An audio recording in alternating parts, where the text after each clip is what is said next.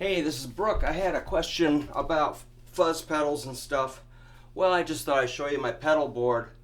My guitar goes straight into this Polytune 2 from TC Electronics.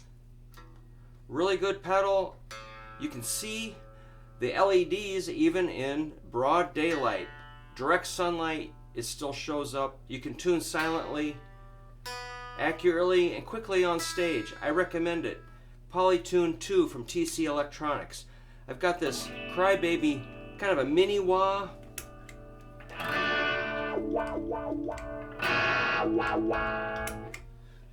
I just put that on. I don't usually use it, but in my Stones Tribute Act, I think I'll need it on a couple of solos. I use this Dr. Robert from Acclam Guitar Pedal Company. It's supposed to simulate like a 60s Vox, a large, big, thumpy tube amp that's kind of rare that they used on the Revolver sessions. So, gives you some overdrive. Here's out. Oops, get rid of that. There's clean. Here's the kind of a big clunky sound.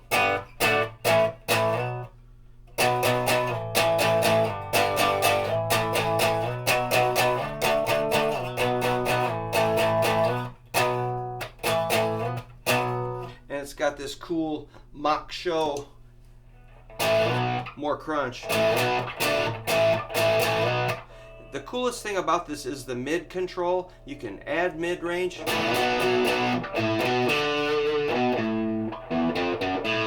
or cut the mid-range.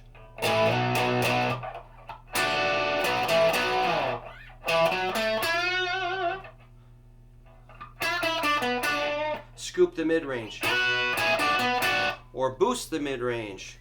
Oops, hit the volume. So that's with the MShow, and this is off. The next one on my board is the Strymon El Capistan. These have to have the correct power supply, these Strymon pedals, so I bought the Strymon power supply. It's under here. I don't remember what it's called, and it's hidden under there real good. It's real expensive. So these have to have correct power supply. This is like a tape echo simulator.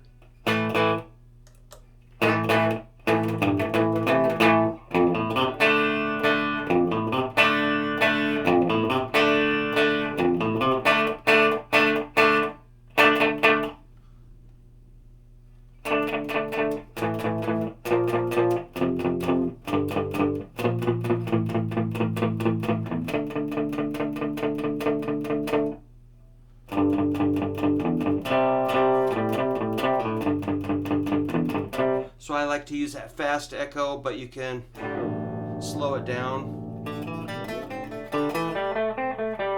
and do more repeats. You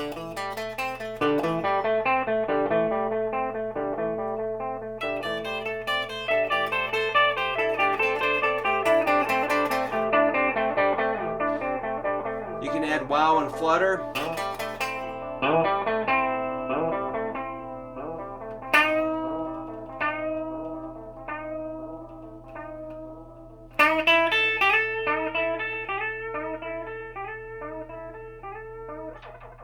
Speed it up, slow it down as far as time. Here's the repeats. This is the tape age. You can make it like an old tape deck, like worn out tape or a worn tape head. Kind of mushy.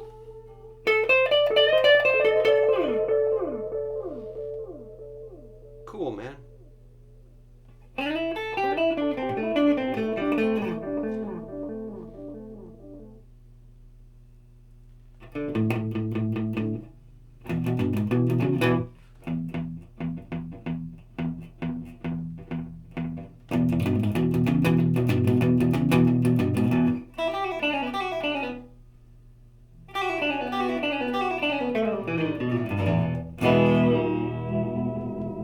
I might use it for like, and you can set the time like this.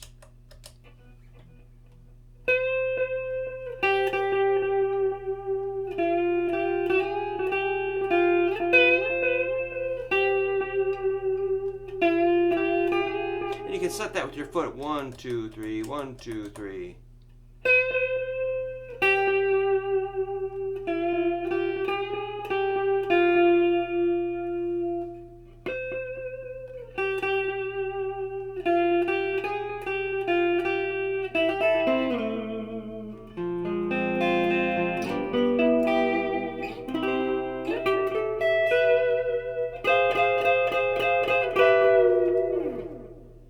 That's pretty cool. This is the Flint by Strymon. It's got a nice reverb.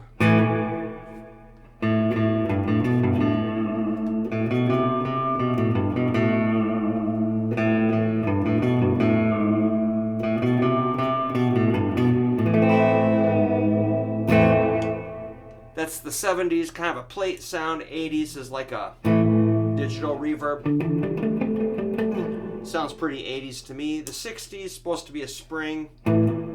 I have my doubts.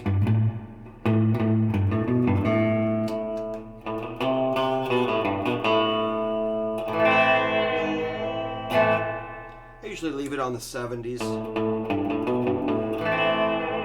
Get a cool plate reverb effect. This side is the vibrato tremolo, which you can select like a 61 harmonic. Kind of has a warbly. The 63 tube, or the 65 photo. I usually use that. You can slow it way down or speed it up. Blend it out, max it out.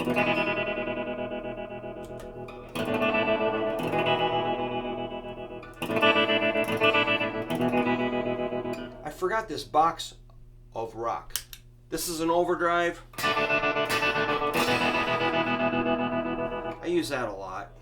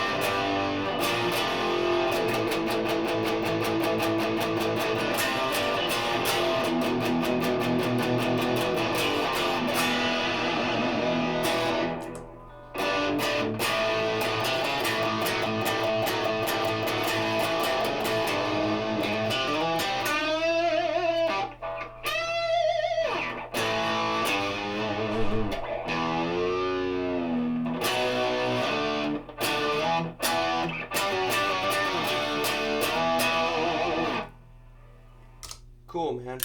But clean is still cool too. Alright, this is what I'm going with for now. Remember, these have to have the correct power source. They're real sensitive. It's a pain in the neck, but I like the Strymon. The cool thing about them, they have dual outputs, so I can send 2 amps out of this. So I can plug 2 amps side by side, plus a third from this one. So I can have 3 amps running right off of the pedal board. Kind of handy, but otherwise it's, you know, nothing super fancy, really. But it still seems like kind of a lot.